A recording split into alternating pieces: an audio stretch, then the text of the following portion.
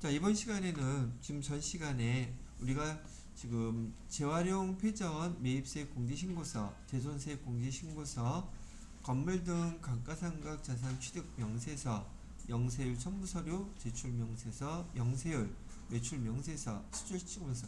자, 여기 대부분의 것들은 다 한번 쭉 검토해 보셨고요.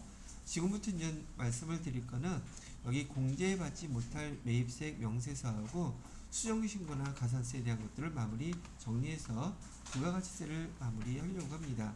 자, 그렇다면 또 화면을 좀 보시고서 여기 부가가치세에 대한 공제받지 못할 매입 명세서를 한번 클릭해 보도록 할게요.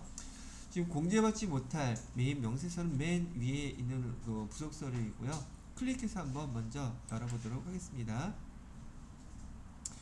자, 여기 보시게 되면 지금 공제받지 못할 매입세 명세서에서 여러분이 처음 세무 2급에서 여기 공제받지 못할 매입세 명세서 배울 때 좀 이해도가 좀 제일 떨어지거나 어렵다고 생각하시는 파트가 아마 여기였었을 거예요.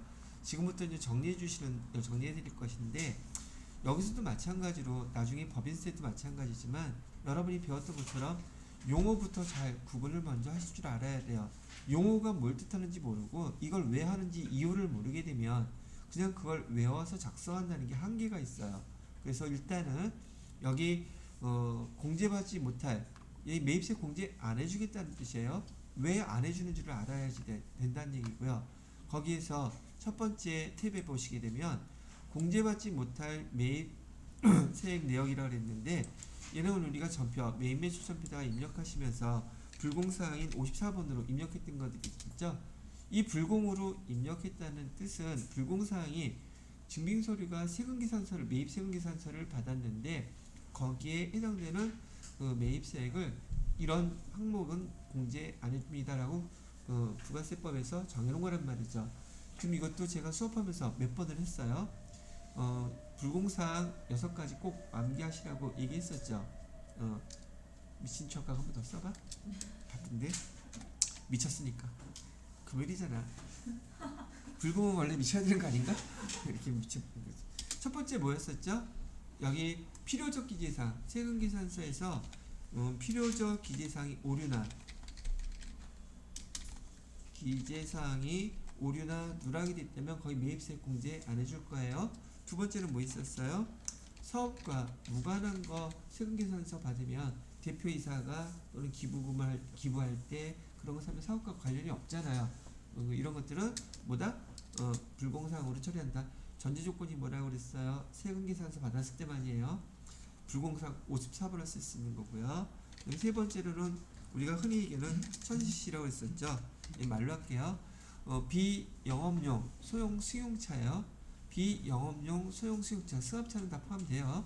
소형 승용차 경차 이상의 값을 샀다면은 거기에 취득할 때나 또 그 차량, 소형 승용차를 사용하면서 발생하는 매입세액이 발생하는 모든 것 다 공제 안 해준다 했죠. 그 차와 관련된 것들은 하다못해 주유비도 안 해줘요. 이거는 왜? 주유할 때 거기 매입세액이 있잖아요.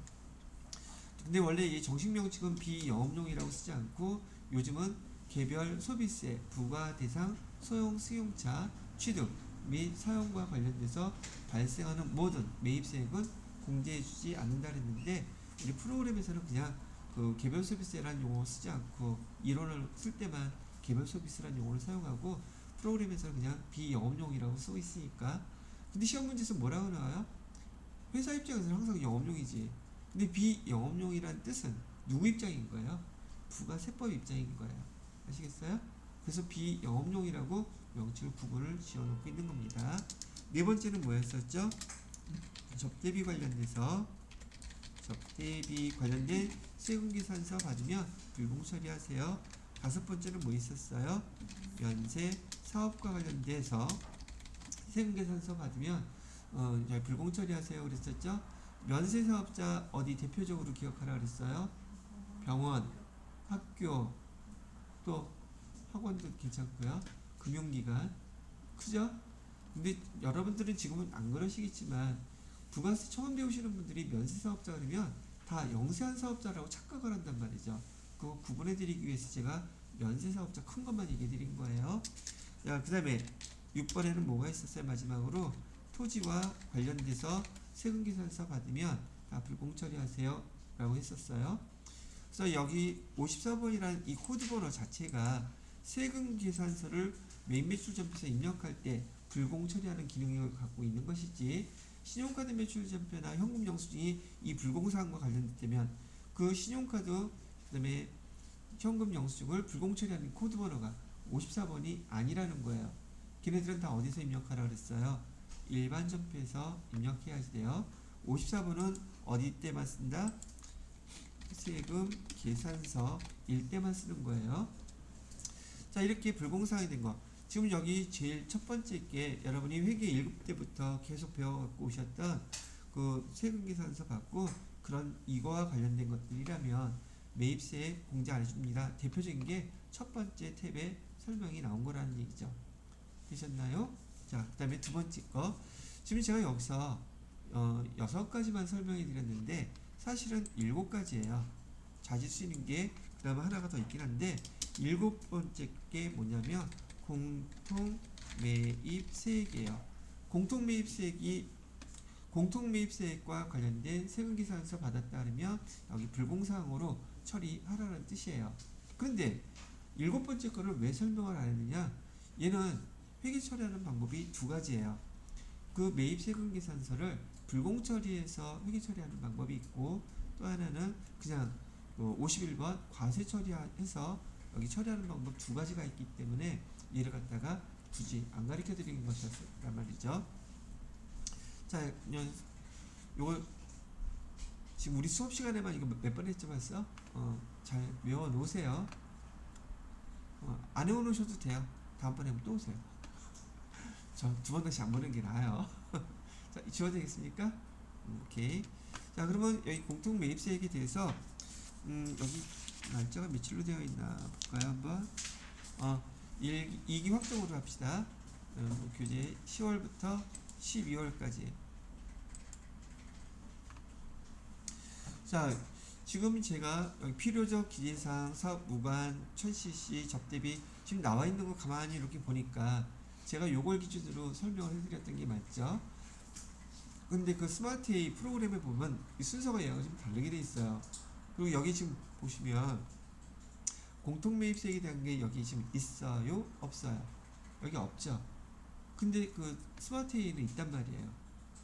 그래서 여기 지금 사용하는 것들에 대해서 우리가 선택하면 이렇게 반영이 되더라. 그거는 좀 이렇게 알려드리는 것이고요.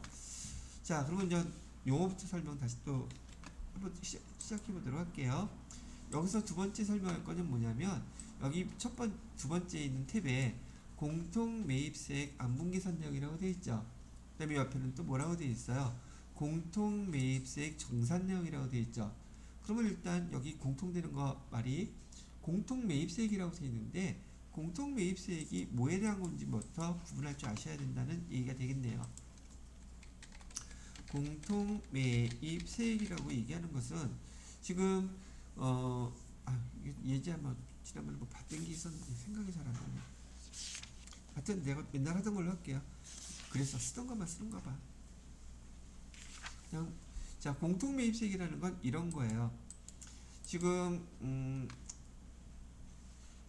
여기 이 회사가 지금 사업을 2가지를 해요. 기본적으로 어떤 사업을 하고 있느냐면 여기는 과세 사업하는 것도 있고, 즉 부가가치세가 부과되는 사업이라는 뜻이에요. 또 하나는 어떤 사업도 하느냐면 면세 사업도 하고 있대요.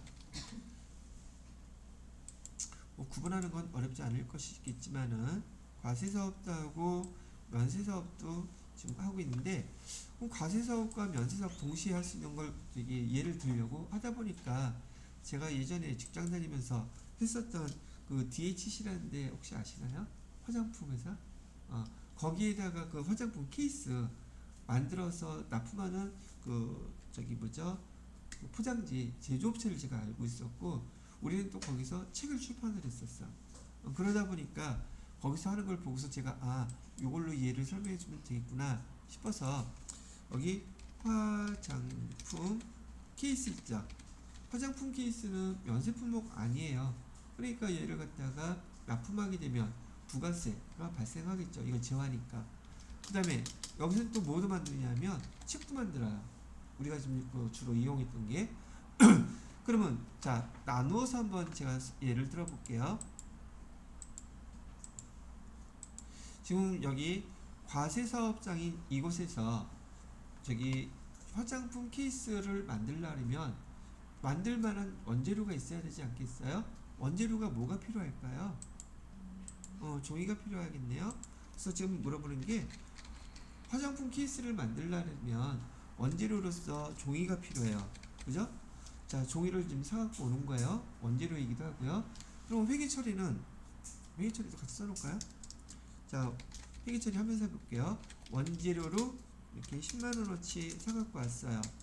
그러면 여기 부가세 대급금 있어요? 없어요? 다시 지금 이 회사에서 과세사업, 면세사업을 하는데 일단 관두고 과세사업만 생각하라고요. 과세사업장에서 화장품 케이스를 만들기 위해서 종이를 사갖고 왔단 말이에요. 그럼 종이 사갖고 오면 이 종이를 판 회사에서는 우리 이 회사에다가 세금계산서 발행하겠습니까? 계산서 발행하겠습니까? 물어보는 거예요. 뭘 발행해요? 그러면 부가세 대급금이 있겠죠. 우리가 샀으니까. 그죠? 여러분이 여기 면세 뭐 이런 거 생각해가지고 아니 종이 사갖고 올 때 당연히 뭐 면세 품목이 아니니까 우리가 어떤 분 이런 것도 물어봐요. 우리 회사는 면세 사업자인데요. 아니 면세 사업자인 게 무슨 상관 있어? 사갖고 올 때는 파는 사람은 과세 사업자인데 그러면 세금계산서 당연히 받겠죠. 그럼 종이 파는 사람은 우리한테 세금계산서 줄 거란 말이에요. 그럼 세금계산서 줄 때 뭐 있어요 여기에? 부가세 대금 이렇게 만원 있을 거 아니에요. 그리고 현금 주고 사오면 현금은 얼마를 주었겠습니까? 내가 너무 어려운 질문 한 거야 이거? 11만원 이렇게 주고 사갖고 왔단 말이에요 원재료를. 그러면 이 과세사업장 입장에서는 재료 사갖고 왔을 때 발생했던 부가세 대금 얘 화장품 케이스 팔면 얘를 갖다가 뭐 4만원에 팔았다고 해봅시다. 그러면 제품 매출했겠죠. 제품 매출 40만원에 팔았어요. 그럼 매출하면서 화장품 케이스는 과세 제품이니까 재화가 공급됐으니 여기 또 뭐가 발생하겠어요? 부가세, 예수금 4만원 이렇게 발생하겠죠. 그럼 부가가치세 신고할 때 부가가치세 예수금 4만원 우리가 받은 게 있고 부가세 대금 만원 우리가 지급한 게 있으니 그 차액인 3만원 부가가치세 신고하면 되겠어요? 안 되겠어요? 그렇게 하면 되죠? 어려워요? 이거 회계 1급 때 배웠던 게 이제 이렇게 설명하니까 세무 1급에서 설명하니까 뭐 또 다른 게 있는 게 아니야? 아니에요. 그냥 있는 건 얘기했던 거예요. 자, 과세사업장에서는 매출할 때 부가세가 있다면 매입할 때 사갖고 오는 거 매입세 다 공제 받아요. 그죠? 얘는 11번이고요. 부가세 이용 코드 번호. 얘는 51번이었던 거예요. 여기까지는 이해되셨죠? 자, 이번 또 나눠볼게요. 이번엔 면세사업장이에요. 면세사업장에서도 지금 여기 책을 만들기 위해서는 원재료로 뭐가 필요하겠습니까? 여기다 써볼까요? 원재료 가격은 똑같이 10만원짜리였어요. 파는 사람 입장에서는 부가세 대급금이 있겠죠. 그런데 지금 우리 사업장이 뭐와 관련돼 있어요? 면세사업장이죠. 그럼 우리는 면세사업장에서 과세품목 매입세금 계산서 받으면 아까 못 처리하기로 했어요. 면세사업 관련 불공사항이잖아요. 그래요? 안 그래요? 그러면 원재료로 지금 10만원이어야지 돼요? 11만원이어야 돼요. 11만원이어야 돼야 되겠죠. 왜? 부가세 대급금 공제 안 해주니까. 불공 처리하게 되면 원재료로만 얼마가 처리돼요? 11만원 이렇게 처리될 거 아니에요. 이해됐음? 그리고 현금 주고 사갖고 왔어요. 자, 여기까지 이해되시나요? 이거 은근 이해 못하시는 분 꽤 많더라고요. 이해되셨습니까, 민경씨? 안 되신 분 손들어요. 안 되면 안 돼요. 일단 물어볼 거야 다. 자, 그래서 과세 사업에서는 그 매입세 공제 받을 수 있는 것이지만 여기 면세 사업장에서는 이 불공사항이기 때문에 원재료 금액이 얼마로 처리가 되는 거예요? 11만 원으로 처리되는 거죠. 매입세 공제 받아요? 못 받아요. 불공사항이니까 못 받는단 말이죠. 여기까지는 이해되셨죠? 자, 그러면 큰 차이가 있는 게 여기는 면세 사업일 때는 부가세 대금 공제 땡전 한 푼 못 받았어. 오케이? 여기서는 100%다 공제 받았어요. 근데 지금 이 사업자는 이 두 가지 사업을 같이 한단 말이에요. 그럼 공통으로 사용되는 재료는 뭐가 됐어요? 이 원재료인 종이는 두 가지 과세 사업, 면세 사업에 공통으로 사용되는 원재료가 되죠. 그래요? 그러면 거기에 대한 매입세, 지금 사업과 어떤 우리가 계산해야 되는 대상이 뭐가 되는 거예요? 부가세 대금 10,000원에 대해서 이걸 가지고 화장품 케이스도 만들고 얘를 가지고 책도 만들었다면 과세 화장품 케이스 만든 것만큼은 공제해줘야지 되고 책 만든 것만큼은 공제 안 해주면 되잖아요. 얘는 지금 두 가지 사업을 두 가지 다 하고 있는데 두 가지 사업 다 했다고 부가세 대금을 다 인정해주거나 면세 사업 한다고 해서 다 공제를 안 해주거나 이건 아니란 얘기죠. 무슨 말인지 이해가 되세요?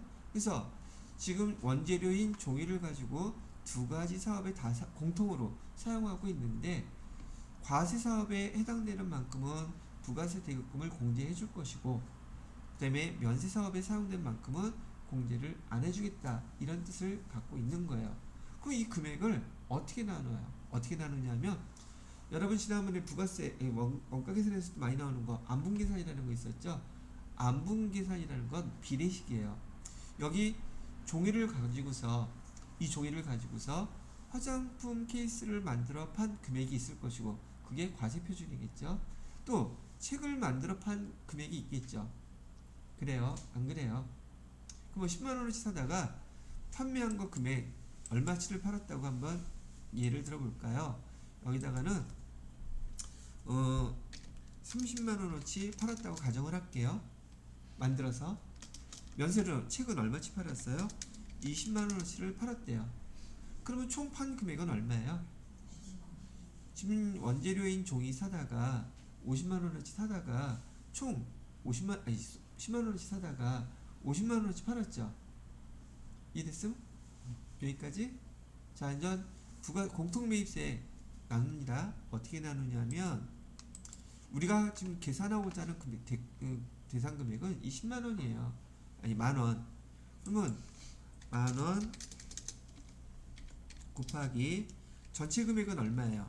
매출한 거 과세 표준 50만 원이었었죠. 비례식이라니까요. 초등학교 4학년 때 배우는 거. 50만 원 중에 과세에 해당되는 만큼은 과세는 얼마큼 일어났어요? 30만 원 이렇게 하게 되면 60%죠. 계산기를 누르든지. 그럼 60%면 매입세액으로 공제되는 건 얼마를 공제해 주는 거예요? 6,000원은 매입세 공제해 주겠다는 뜻이죠. 그러면 바로 면세는 나머지 금액이니까 4,000원이겠네요. 혹시 모르니까 계산식을 세워드리면 만원에 대해서 지금 전체 금액은 똑같이 얼마인데 50만 원인데 면세에 해당되는 금액은 얼마예요? 여기 20만 원이라 그러면 퍼센테이지가 40%죠. 그럼 금액은 얼마로 계산돼요? 4,000원. 이렇게 계산되잖아요. 그래서 공통매입세액 안분 내역이라고 얘기하는 것은 여기서 공통매입세액은 이 사업자는 항상 문제에서 뭐라고 나왔냐면 이 문제에 한해서 면세사업과 과세사업을 겸용하는 사업자라고 항상 문제가 나오는 거예요. 그럼 거기에 공통으로 사용된 게 바로 이 원재료였기 때문에 과세에 해당되는 것만큼은 여기 부가세 대금으로 공제해 줄 것이고 그 다음에 면세인 금액에 대해서는 부가세 대금으로 공제를 안 해주겠다는 뜻이잖아요. 이제 이것도 구분됐어요? 아직 안 됐어요. 잠깐 멈출게요. 이거 멈출 수가 없다. 그냥 해야 된다. 이거 원초자지 되는데. 자, 이제 말 뜻을 이해가 됐으면은 얘를 이제 회계 처리를 해야 되는데요. 이 공통매입세액 안분 내역, 정산 내역은 일단 여기 정산 내역, 여기 안분 내역이라고 되어 있죠. 이 안분 계산 내역은 예정 신고 때는 여기다가 작성하래요. 그다음에 정산 내역이라고 되어 있죠.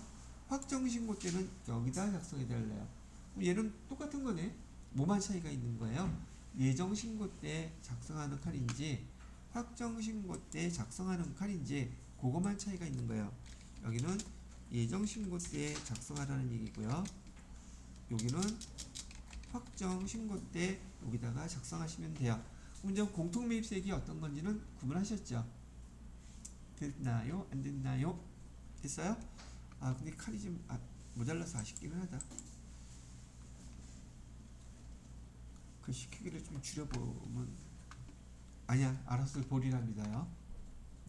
자 그러면 지금 이 종이를 갖다가 원재료인 종이를 우리가 사갖고 오면서 자 매입 세금 계산서 받았어요. 그죠? 어디다 써야지 되나? 여기다 한번 꾸겨놓고 써볼까? 자, 아이씨, 여기다 치워야 돼. 아, 나 참 너무 열정적인 것 같은데. 자, 매입세금 계산서 받았을 때요. 부가세 그 유형 있죠? 몇 번 써야 되죠? 세금 계산서면? 다시 매입세금 계산서 받았을 때 매입 매출협회 입력하잖아요. 그럼 이 경우에 51번으로 해야 돼요? 54번으로 해야 돼요? 선택하는 거 두 가지 다 할 건데 하고 싶은 것부터 불러봐야지 해드릴 테니까. 여러분이라면 부가세 유형 뭘로 선택해서 매입세금 계산서 입력하시겠어요? 54번? 불공처리 여기 좀 없다니까. K랩에는 그래서 실무에서는 있잖아요. 실무에서 K랩에서는 무조건 1번을 입력합니다. 근데 그 스마트에 있죠. 거기서는 54번도 있기 때문에 54번 사용해보라고 문제에서 교재에서는 그렇게 나오는데 실무에서는 다 그냥 51번으로 입력해요.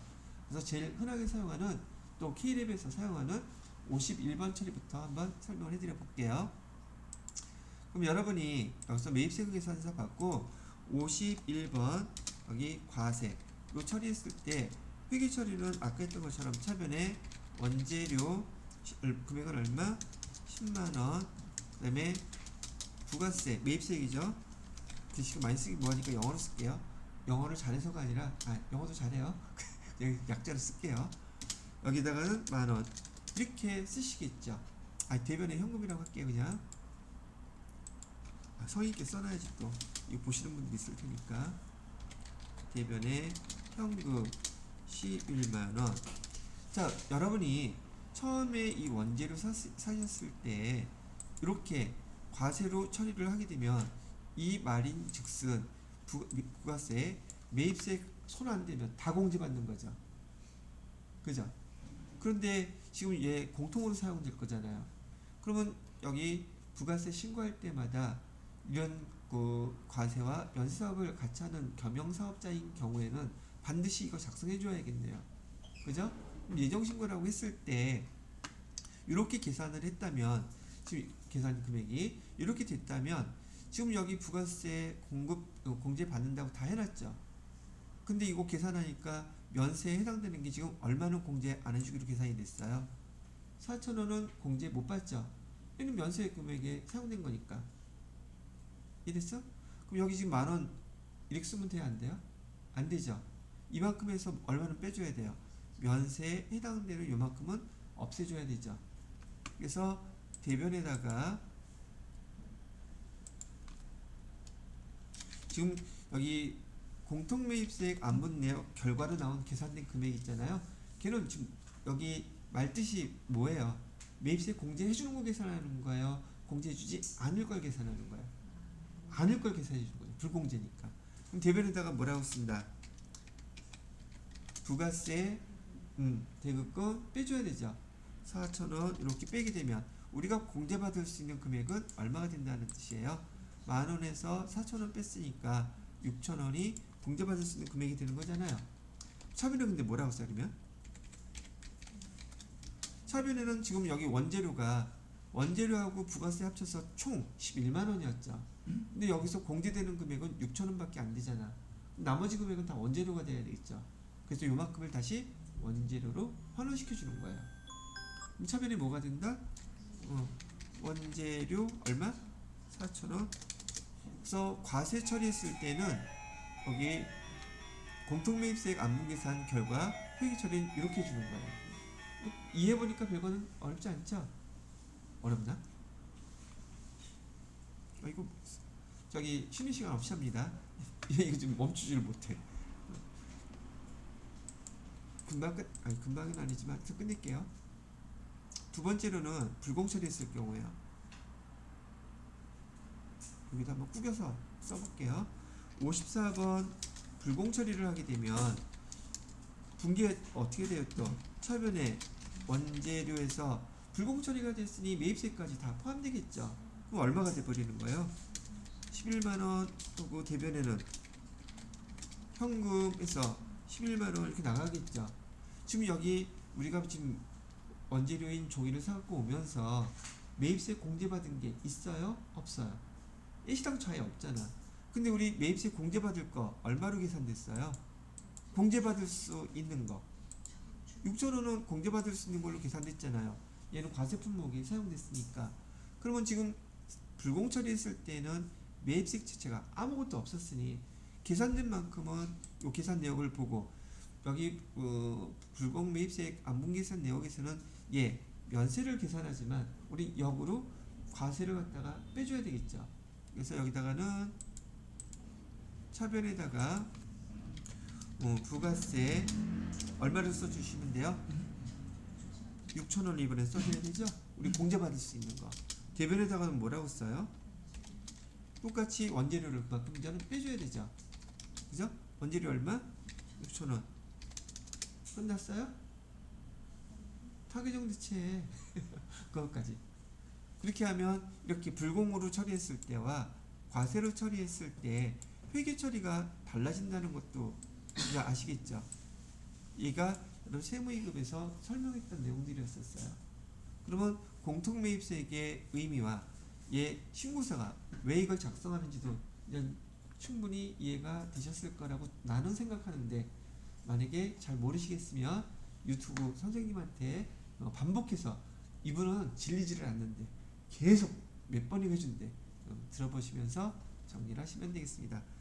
잠깐 쉬었다가 여기 해당되는 문제 이제 한번 풀어보면서 설명을 다시 또 해보도록 하겠습니다. 자, 요거는 멈출게요. 아니, 지울게요. 지워야지 얘가 멈출 수가 있어요.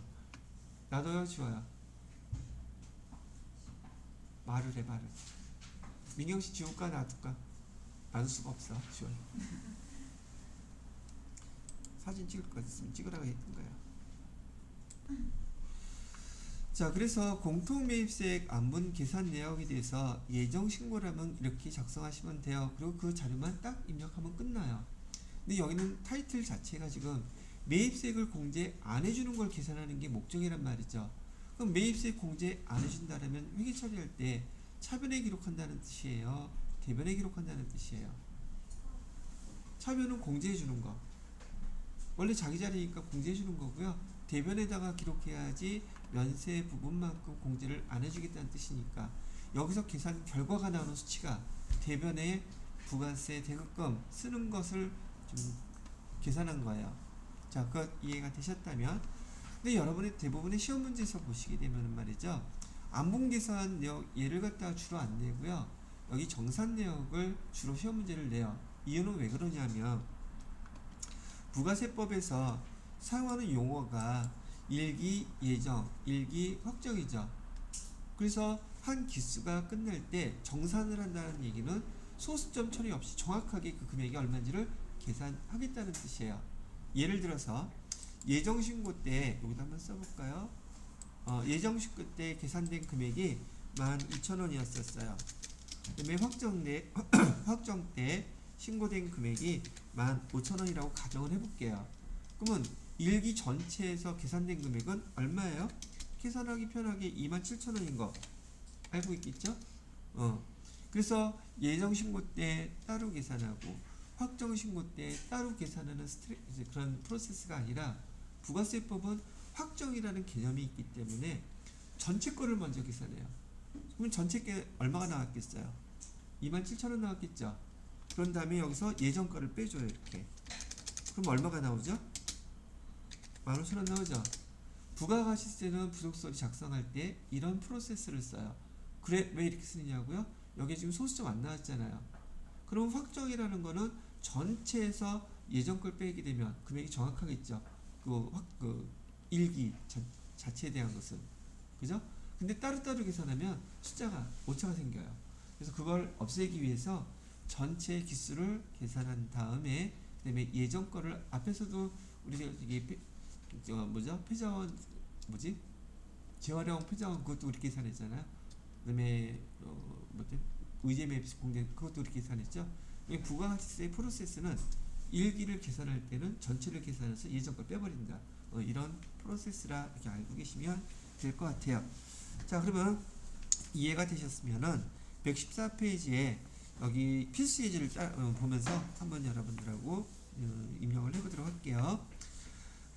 다음 자료를 이용하여 2022년 2기 확정분이라고 나와있죠. 2기 확정분 매입세 불공제 계산 근거를 작성하고 부가가치세 신고서에 반영하라고 되어 있는데 얘는 불공사항에 들어가 있겠죠. 불공 항목이니까 회계 처리는 생략하기로 한다고 되어 있네요. 1번 문제는 아까 여기 지금 나와 있는 거죠. 요거 첫 번째 탭에 있었던 공제받지 못할 매입세 불러와 가지고 우리가 여기 조회한 거 첫 번째 탭 요거 문제이고요. 두 번째 공통 매입세 정산 자료라 그랬어요. 정산 자료면은 여기는 안분 계산 내역이라고 되어 있고요. 여기는 정산 내역이라고 되어 있으니 여기서 지금 해달라고 얘기를 하는 거예요. 문제에서는. 자, 매출 자료가 나와 있네요. 2기 2022년 2기 예정 과세 공급가액과 연세 공급가액 그래서 총 공급가액이 나와 있고요. 그다음에 옆에 보시게 되면 2022년 2기 확정의 과세 공급가액과 연세 공급가액 금액이 또 이렇게 나와 있네요. 그다음에 2기 전체에 대한 합계 금액이 나와 있죠. 이 자료를 이따가 입력할 때 어떻게 입력하는지 그것만 정확히 구분하실 수 있으면 된다는 얘기예요. 자, 아까도 얘기했던 것처럼 거기 가로 2번에 보시게 되면 공통 매입세 7월 1일부터 12월 31일까지 매입세액만 지금 물어보고 있죠. 여기 300만원하고 400만원 두 개가 발생했어요. 그럼 전체 매입세액은 얼마가 발생한 거예요? 700만원이 발생했죠.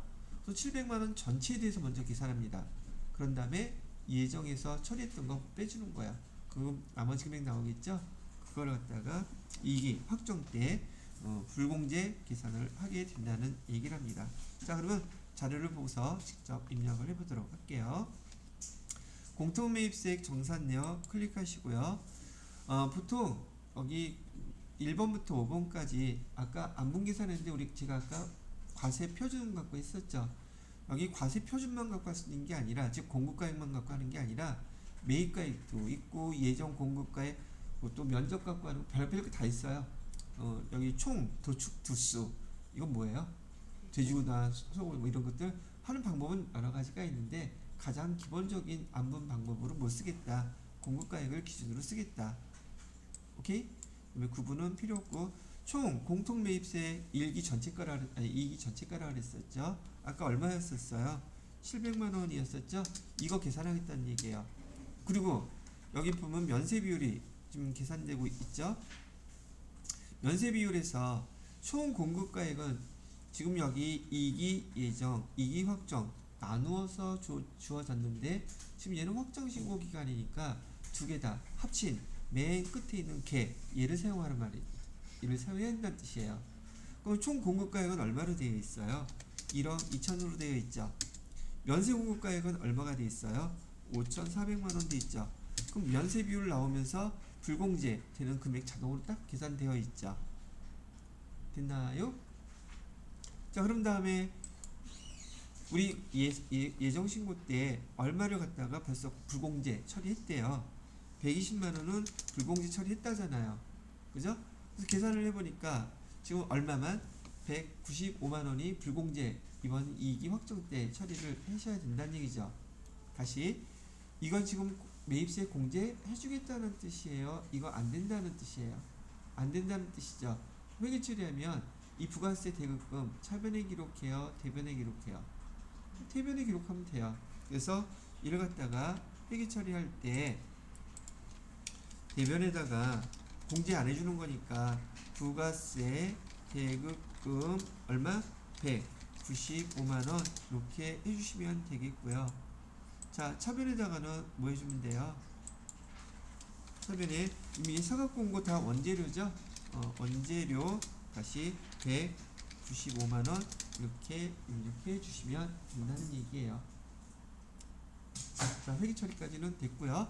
자, 여러분이 또 여기서 아셔야 될 게 뭐 있느냐면 대표적으로 지금 여기 공통 매입세액 안분 또는 정산 내역을 갖다 설명을 해드렸는데 여기에서 요 시트 탭을 갖다 사용할 수 있는 항목들 구분을 갖다 할 줄 아셔야 되는데 지금은 제가 원재료만 했죠.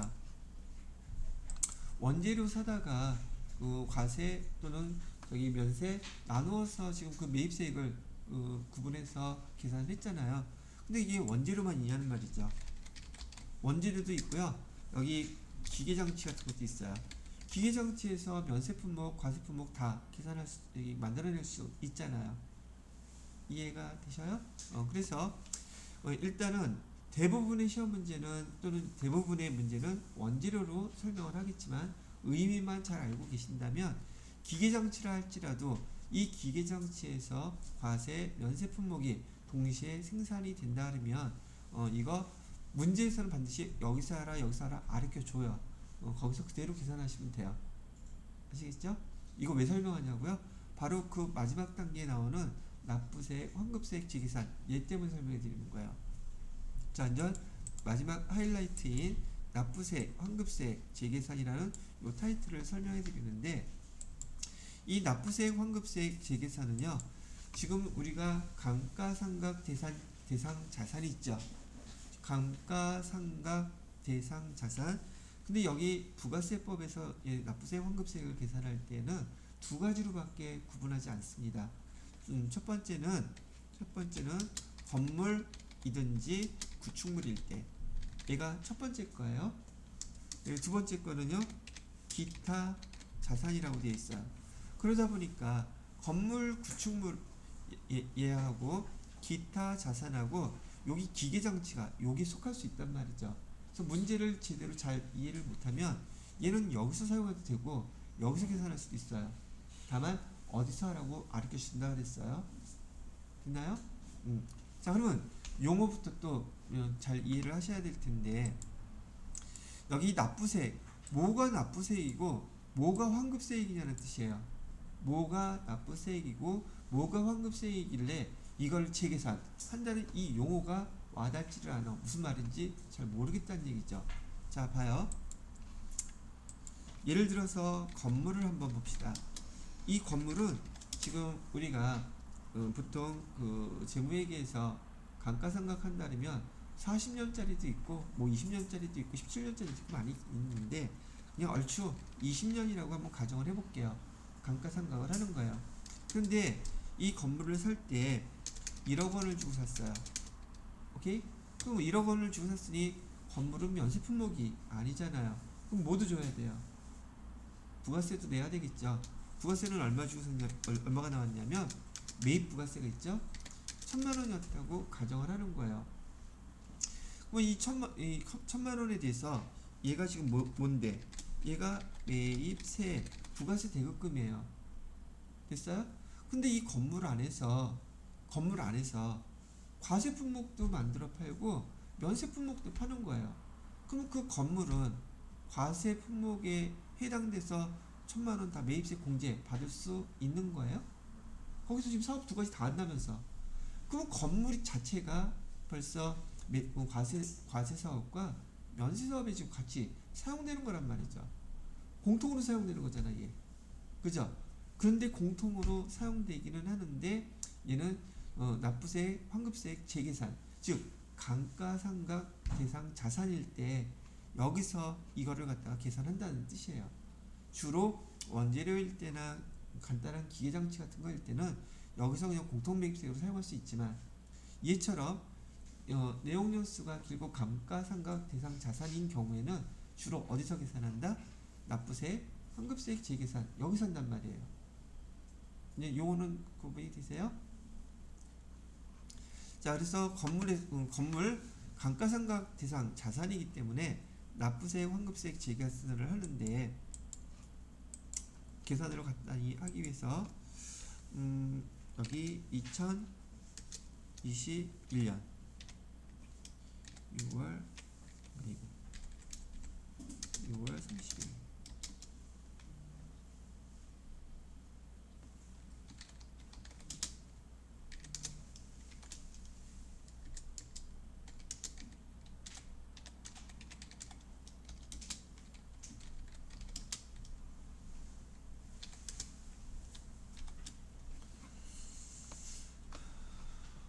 자, 요것도 제 나름대로는 열심히 이해를 시켜드리려고 하니까 잘 들어보세요.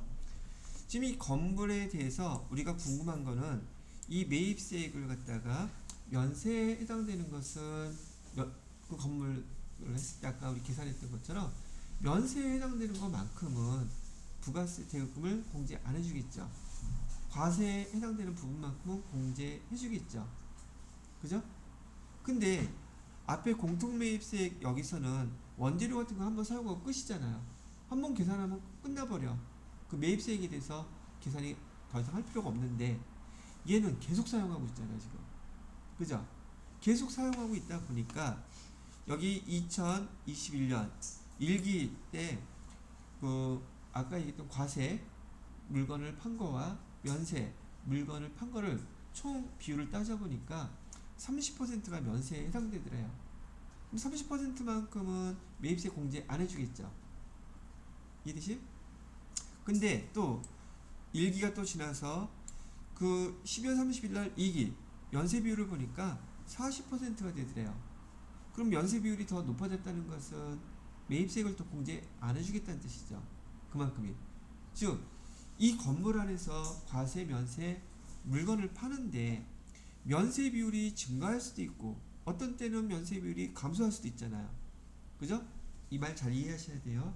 면세 비율이 높아졌다는 것은 매입세 공제 더 안 해준다는 뜻이죠. 즉 면세 비율이 높아졌다 그러면 부가세 대금금 대변에 쓰라는 얘기예요. 공제 안 해줄 거니까. 근데 면세 비율이 감소할 수도 있잖아요. 그죠? 면세 비율이 감소했다는 것은 공제받을 게 더 많아진다는 뜻이죠. 이해 잘 하셔야 돼요, 이거. 이게 이해가 안 되면은 이거 말짱 도루묵인 거예요. 다시 생각해봐요. 면세 비율이 더 증가했다 그러면 공제받지 못하는 게 더 커진다는 뜻이잖아요. 그럼 공제받지 못하는 거 기록할 때는 대변에서 쓰잖아요. 그래서 이 상황에서 또 까먹을까봐 어떤 써놓는다 그러면 면세 비율이 증가했다는 뜻은 대변에다가 부가세 대금금 공제를 더 못 받게 된다는 뜻이잖아요. 증가한 만큼. 대변에 써야지 돼요. 그러면 공제를 갖다가 더 못 받으니까 반대로 더 납부를 해야 되겠죠. 그래서 면세 비율이 증가하게 되면 여기처럼 납부세액이 발생해요. 왜? 공제받을 금액을 줄였으니까.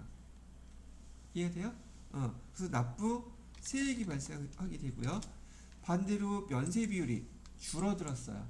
그럼 면세 비율이 줄어들었다는 것은 과세 비율이 더 증가했다는 뜻이죠. 그러면 우리가 부가세 대금금을 공제받을 수 있겠죠.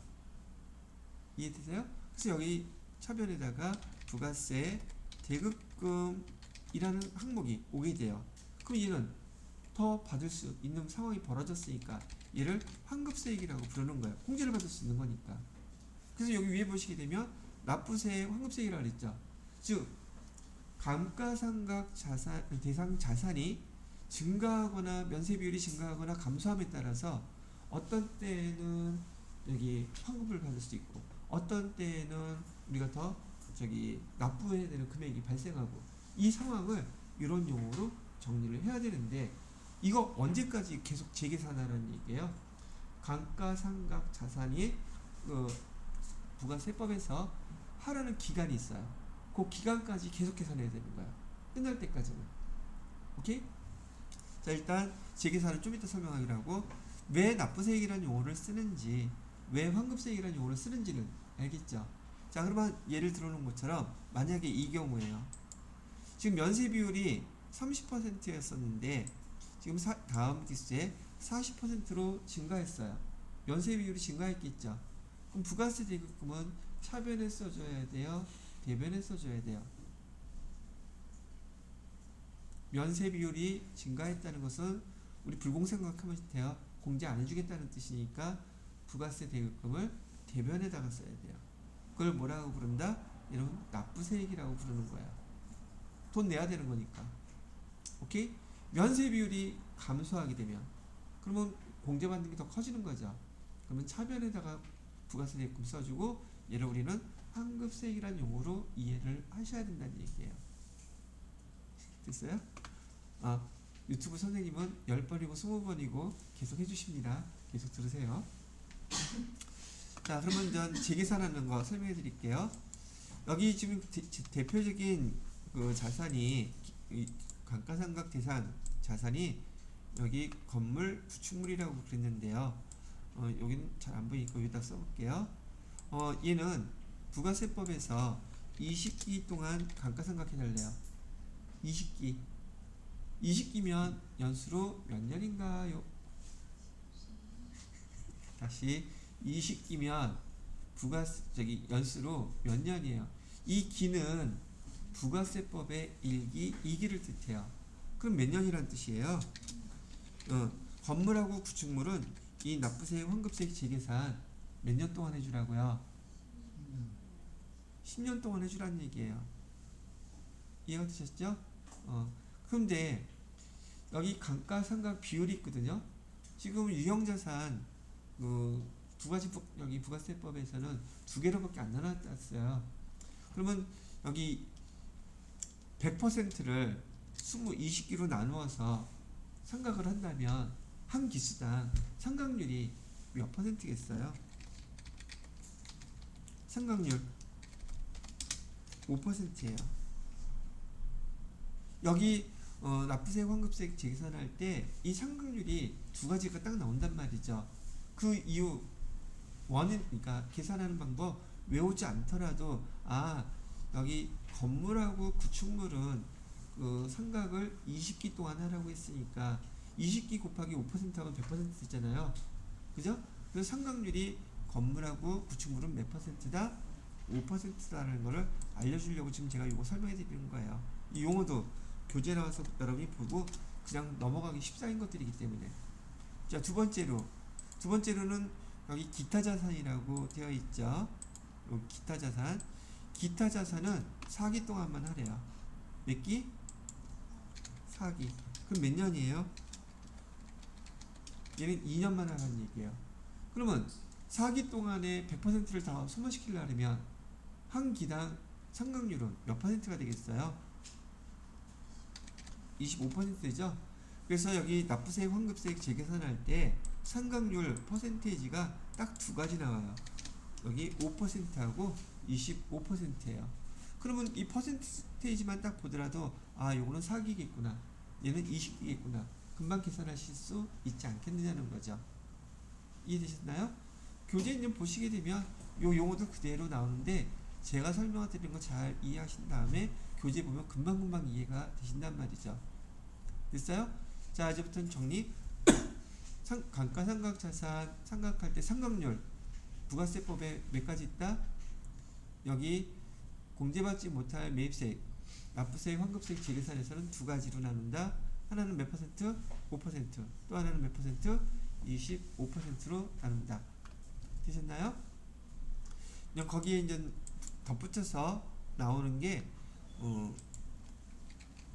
과세 경과 기간을 계산하는 항목이 나와요. 과세 경과 기간은 어떻게 계산하나요? 라고 질문을 하신다면 예를 들어서 2019년 2월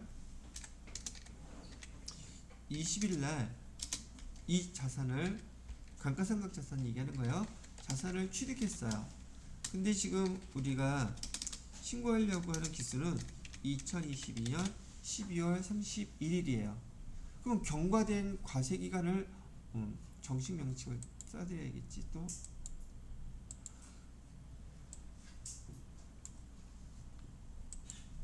여러분이 요거 이따 신고서 클릭하시게 되면 다 나올 용어들인데 그 용어를 이해를 못하면 거기다 자료를 입력하는 게 힘들어진단 말이에요.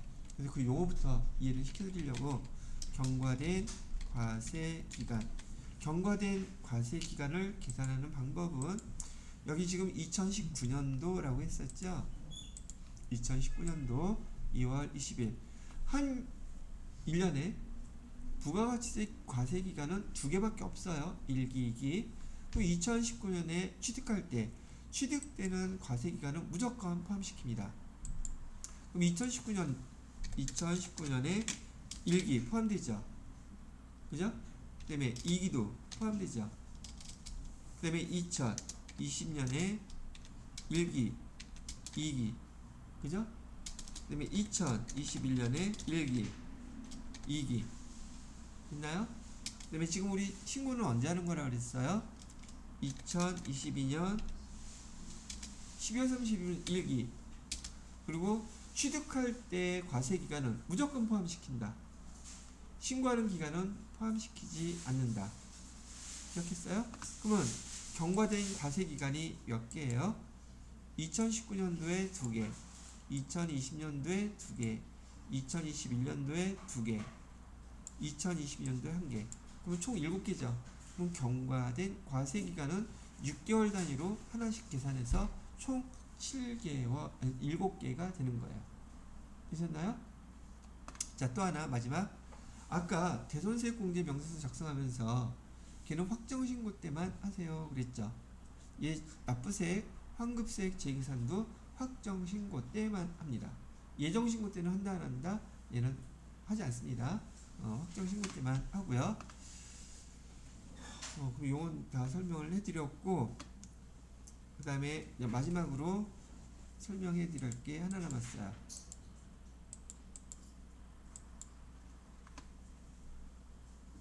면세 비율.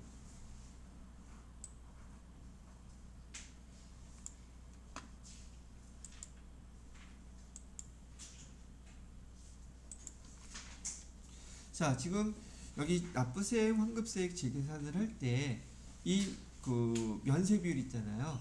면세 비율이 5% 이상 증가하거나 5% 이하로 감소했을 경우 그때만 요거 계산하래요.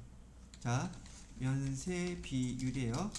면세 비율은 제가 흔히 쓰는 말로 5% 룰이라고 불러놨어요. 면세 비율이 5% 이상 증가하거나 5% 이하로 감소했을 때만 뭐 납부세액, 환급세액 재계산하세요 라는 게 조건인데, 이 5% 룰에 예외가 있어요. 이 예외를 그냥 기억해 두셔야 되는데, 물론 세무이급 때 다 배웠던 거긴 하겠지만, 첫 번째로는요, 신규 사업자요. 신규 사업자는 비교할 수 있는 전기하고 여기 면세 비율은요, 전기하고 비교하는 거거든요. 전기수하고. 그 전기수에 지금 뭐죠? 신규 사업을 했다면 전기수라는 게 있겠어요? 없겠어요? 없죠. 이때는 하고 싶어도 얘는 할 수가 없어요. 그래서 얘는 여기 납부세액, 환급세액을 계산할 수 없다. 신규 사업일 경우에는. 오케이? 두 번째 예외는요, 공급가액 5천만원. 그럼 매입세액은 얼마예요? 500만원.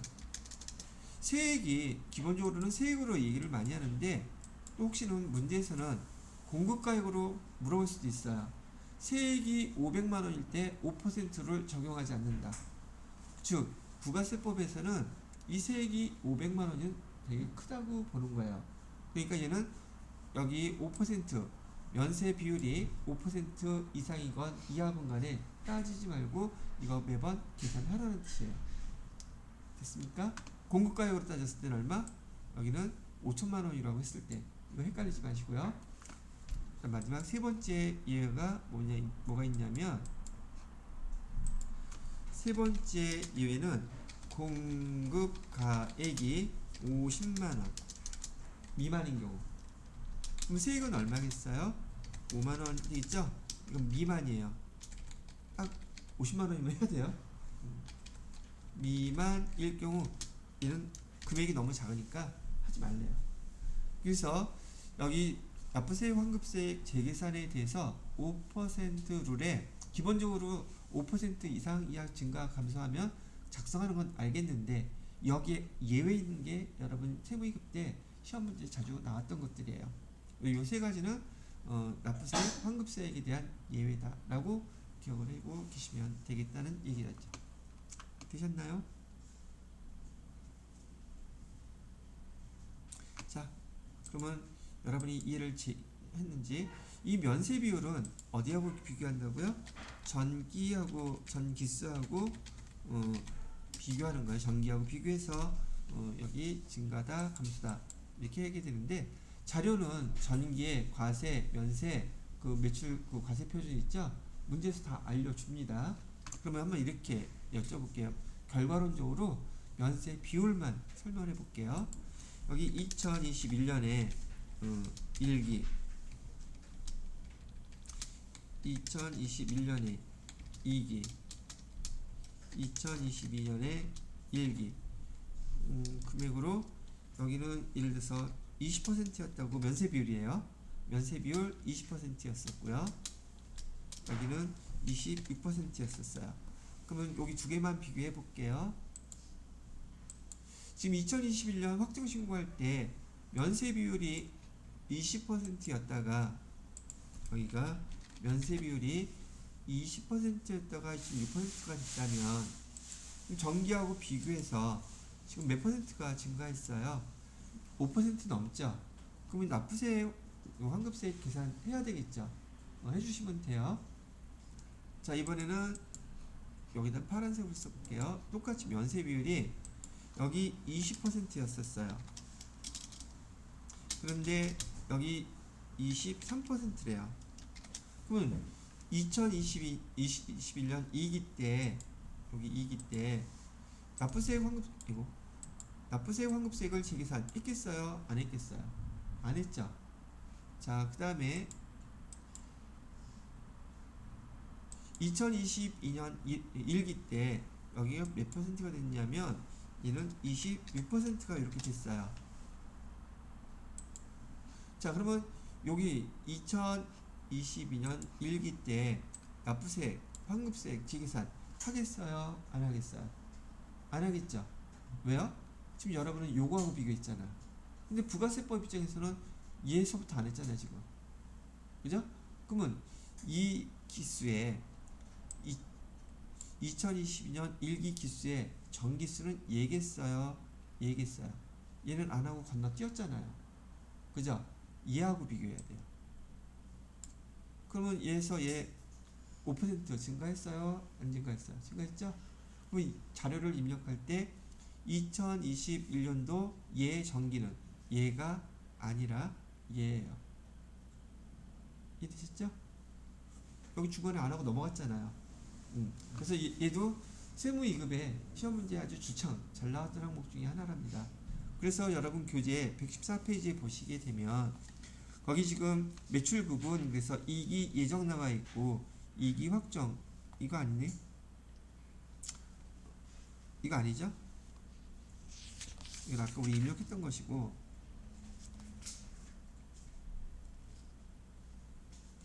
117페이지네요.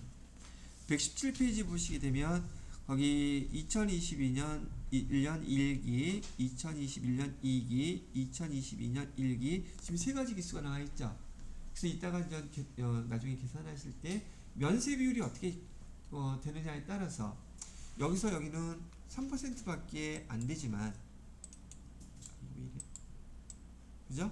3%밖에 안 돼서 안 했지만 여기 2021년 2기에서 2022년 1기 여기도 3%밖에 안 돼서 안 했지만 지금 여기서 계산할 때는 그 대상이 전기가 자료가 2기 아니라 어디가 돼야지 된다? 여기 앞에 있는 기수 얘가 전기 자료가 되더란 얘기예요. 이것도 이제 계산해 보면서 면세 비율을 계산할 줄 알아야 되겠죠. 이거 계산기 돌리면 뭐 금방 나오는데 뭐 그죠? 또 대부분의 문제에서는 아예 여러분들한테 수학 문제 계산하고 시험 문제 내는 게 아니기 때문에 면세 비율이 어떻게 증가했다 감소했다 그것도 대부분 알게 줘요. 되셨나요? 자, 이렇게 해서 일단 여러분들한테 납부세, 환급세 재계산이란 이 용어에 대해서 의미를 갖다 설명해 드리기 위해서 내용부터 한번 쭉 다 설명해 드렸어요. 물론 제가 수업할 때 세무 2급이나 뭐 이런 데 다 설명을 하지만은 아까도 말씀드렸던 것처럼 처음 들을 때와 두 번째 들을 때 집중해서 세 번째 들을 때 여러분한테 와닿는 게 다들 다르거든요. 그래서 또 시간이 제가 그렇게 많지 않음에도 불구하고 여러분이 배웠던 내용들을 다시 한번 강조하는 것은 실무에서도 잘 사용하시고 이 용어들부터 부가세 부속소리가 어떤 건지부터 용어를 이해해야지 그 작성하는 의미도 알게 되고 활용도가 더 높아질 것이기 때문에 녹화하는 김에 설명을 자세히 제가 해드린 거랍니다. 이해가 되시죠? 자, 그러면 일단 전반적인 얘기는 끝났으니까 이를 일단 마무리하도록 하겠습니다. 자, 그러면 여기 자료가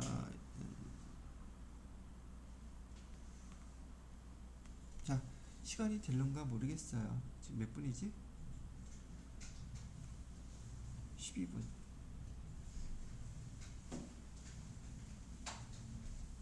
이 시간이 9시 10분 아닌데.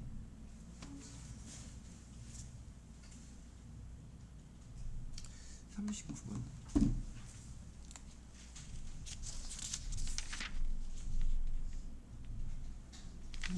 내 맘이지 뭐. 밤새서는 가지. 자, 거기 116페이지에 있는 문제 한번 입력을 해보도록 할게요. 자, 다음 자료를 이용하여 2022년 1기 확정이라고 되어 있어요. 이런 문제 풀 때 헷갈리지 않도록 기수 잘 입력해 두시고요. 부가가치세 신고 시 납부세액 재계산을 하여 공제받지 못할 매입세액 명세서 매입세 불공제 내역을 작성하세요. 회계 처리는 생략해도 된다고 되어 있고요. 거기 보시게 되면 지금 납부세액 타이틀이 뭐예요? 납부세액 재계산하라고만 나왔죠. 쓰려고 하면 납부세액, 환급세액 다 써야지 왜 이거만 썼어? 그래도 딱 알아들을 수 있죠? 네 번째 탭을 얘기하는 거고요. 거기 주어진 자료 봐요. 제가 납부세액, 환급세액 재계산은 어떤 항목들만 들어가야 한다 그랬죠? 감가상각, 대상 항목들만 들어가야 한다 그랬죠? 근데 문제에서 모두 줬어요. 원재료는 들어가면 돼요, 안 돼요? 이건 어디 들어가야 돼요? 이런 공통매입세액에 들어가야 되는 것들이죠. 그래서 기계장치하고 건물 두 가지가 나와 있네요. 그러면 이 기계장치와 건물을 여러분이 입력을 해야 될 텐데 여기 일기 확정이라고 그랬으니까 얘는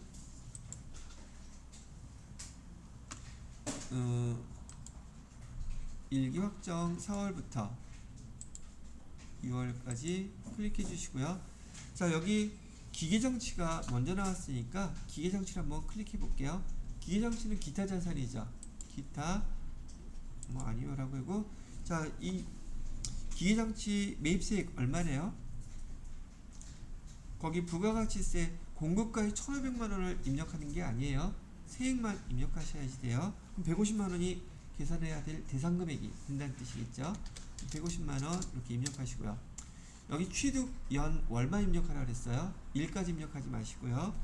2021년 몇월? 10월까지 이거 기수 계산하는 거기 때문에. 그랬더니 여기 체감률이라고 나와있죠. 상각률 몇 %로 나와있어요?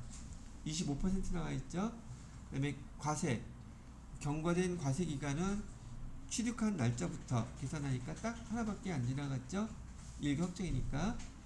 됐나요?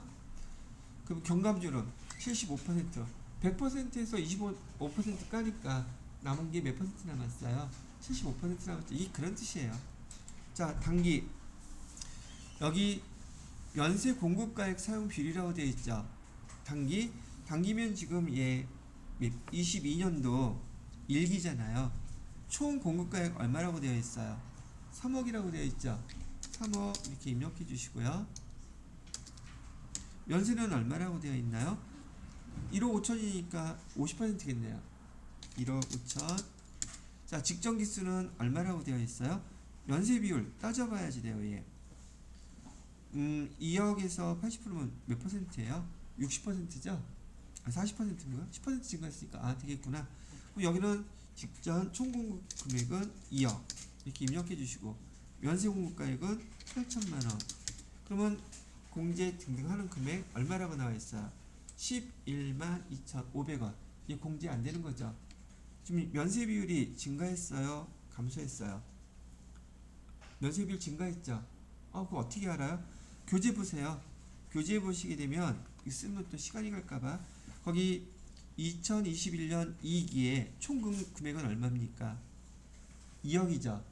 연세는 얼마예요? 8천만 원이죠. 8천만 원은 2억에 몇 퍼센트에 해당돼요? 40%에 해당되잖아요. 그러면 2022년 1기는요. 3억에 1억 5천이면 50%잖아요. 그럼 40%에서 50%로 면세 비율 증가했죠. 그러면 이 금액은 매입세액을 공제해주겠다, 안 해주겠다. 이만큼 안 해주겠다고 계산된 금액이라는 뜻이에요. 이해되셨어요? 자, 그 다음에 두 번째 뭐 있어요? 두 번째 입력해야 될 건 건물이에요. 건물. 그 다음에 매입세액은 400만 원이네요. 400만 원. 언제 취득했대요? 2020년 11월. 시간은 다 계산할 것이고요. 자, 그 다음에 얘도 마찬가지로 지금 2020년 3억이죠. 3억에다가 1억 5천 건물 해주시면 되겠고요. 그 다음에 직전 기수는 똑같이 2억에다가 8천만원 이렇게 해주게 되면 34만원이 공제를 안 해준다고 계산이 되어 있다는 얘기죠. 뭐 틀렸는데?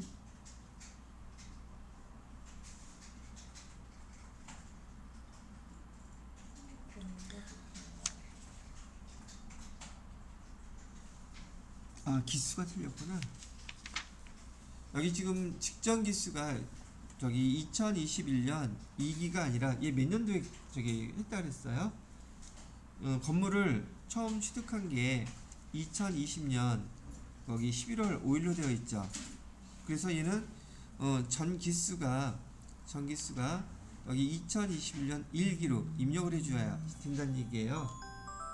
그래서 총 금액은 2억이 아니라 그 직전 기수인 1억 6천, 연세 금액은 6,080만원. 이거를 입력해줘야 이거 왜 이러니? 마음이 급하니까 입력하고 8천만원 이거는 됐고요. 10% 여기다가 1억 6천 에다가 6,080만원 이렇게 계산하면 이렇게 나오죠.